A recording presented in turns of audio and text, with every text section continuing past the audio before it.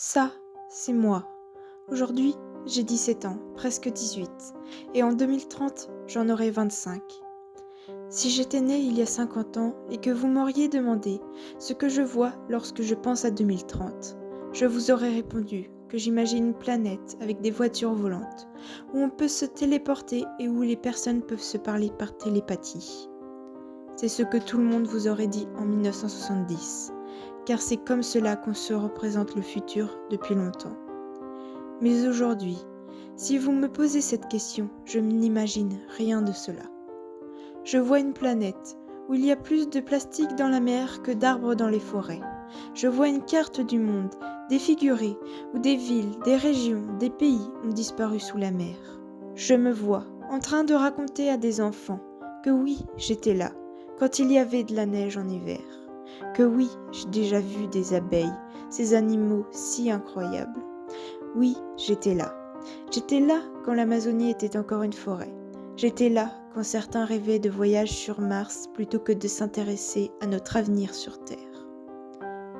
Je leur dirai aussi que oui, j'étais là quand les dirigeants n'ont pas suffisamment agi, quand tous ceux qui en avaient les moyens n'ont pas agi pour notre avenir, pour l'avenir de ces enfants, pour que le destin de l'humanité ne soit pas brisé. Que oui, j'étais là, quand le GIEC a lancé des alertes que peu écoutaient sérieusement. Je leur dirai que oui, j'ai séché les cours, moi, l'une des élèves les plus studieuses, pour manifester, pour sauver notre planète. Je leur dirai que oui, j'étais de cette génération, que certains adultes n'ont pas vraiment écouté, parce que nous y étions, soi-disant, trop jeunes. Mais au final, nous avions raison. Oui, j'étais là, quand une pandémie a paralysé le monde et qu'on nous promettait un monde d'après, plus respectueux de notre planète et de nous-mêmes. Mais malheureusement, ce monde d'après était tout simplement une pâle copie du monde d'avant. Oui, j'étais là, quand tout s'est effondré. Je n'étais pas là quand on a commencé à tout saccager, mais j'étais là quand il ne restait plus rien. Mais surtout, je m'excuserai, car j'ai fait partie de ceux qui ont déjà pris l'avion, de ceux qui ont mangé de la viande, de ceux qui ont passé des heures sur les réseaux sociaux. Je m'excuserai au nom de ma génération et de toutes celles passées, car nous n'avons pas été à la hauteur. Aujourd'hui, l'avenir fait peur. Alors certes, le futur a en quelque sorte toujours fait peur, parce qu'on ne sait pas à quoi il ressemblera. Mais aujourd'hui, nous savons à peu près à quoi il ressemblera et c'est encore plus terrifiant.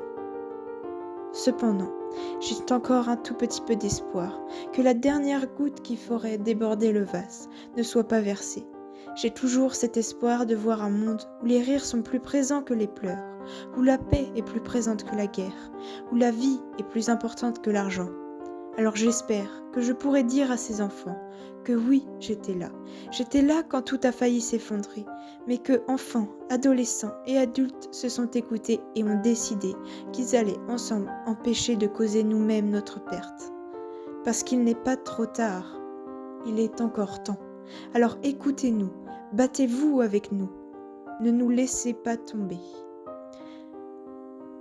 Nous avons vécu très longtemps dans notre petit confort, mais aujourd'hui, si on veut que nous, les jeunes, que nos enfants, nos petits-enfants, aient une vie ne serait-ce que vivable, il va falloir sacrifier un peu de ce confort.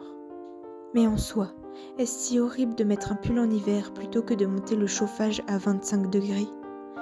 Est-ce si horrible de ne pas manger de fraises et de tomates à Noël ? Est-ce si horrible de boire dans une gourde plutôt que dans une bouteille en plastique ? Est-ce si horrible de prendre le bus ou le vélo plutôt que la voiture pour aller travailler ? Est-ce si horrible que de vouloir sauver la vie des générations futures ?